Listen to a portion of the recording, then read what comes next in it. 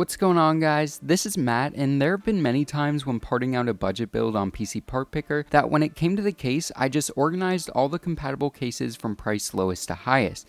Then what I'm presented with is a number of cases for around $20 or so. Though up until now, I've never purchased a case that consistently goes for around $20.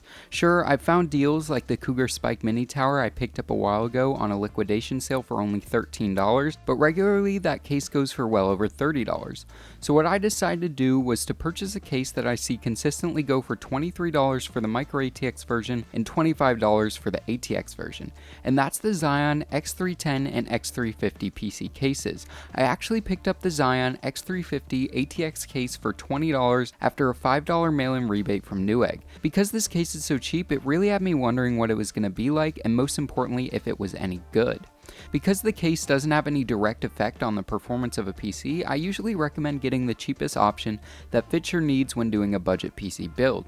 When the XION X350 arrived, there were two things I noticed right off the bat before even opening up the box, which is both the size and weight of the case. It's both surprisingly small and lightweight for a case that supports a full ATX motherboard. The XION case comes in at a weight of 6 pounds, which to put things into perspective is less than 1/4 the weight of something like the Anides AI Crystal, another ATX case. On the outside of the box, there wasn't really even any branding. It just said computer case all over it and had the model number X350 on the side. Opening up the box and pulling the case out, I found some pretty thin open cell foam, which though not ideal is to be expected on a case this price point and should be plenty strong for supporting this case during transport even with the system inside. Taking off the plastic, the first thing I noticed was that it actually didn't look bad at all, and though there's not a side panel window or anything, the basic boxy design with the angular front panel in my opinion looks better than a lot of cases that cost even 2 or 3 times its price. But looks are subjective, so it's up to you to decide if you like the way the case looks or not. Taking a quick physical tour of the outside of the case, we find a blank right and left side panels, with the only thing on the top panel being the power and reset button. On the front panel, we find a single USB 2 port, a single USB 3 port, headphone and mic inputs, along with a mesh intake towards the bottom. This mesh also reveals a 120mm blue LED fan that illuminates when the PC is turned on.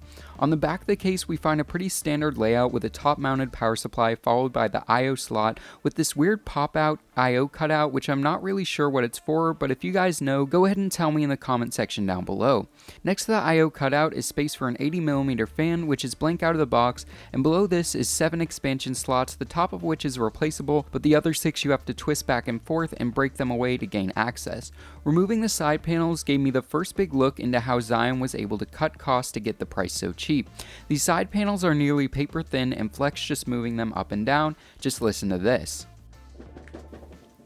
Definitely be careful handling these because they could be bent very easily. These side panels also just don't have any handles to pull them off, and man do they collect fingerprints easily. And on top of all this, I'm not really sure the point of the left side panel with no room for cables to run behind it. I guess it's for accessing the back of the motherboard and more easily accessing the front mounted fan.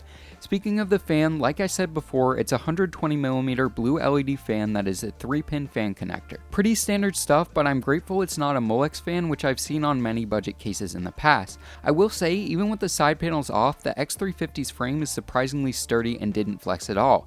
This rigidity comes at a cost though. One of the greatest contributors to its great structural integrity is the support panel towards the front of the case, which was the bane of my existence and others from what I read online when building in this case. It gets in the way and even maybe had to assemble the PC in an odd order. Luckily my GPU required power from the back and not the side like most modern cards, as giving a longer GPU supplemental PCIe power is next to impossible because of where the side panel sits.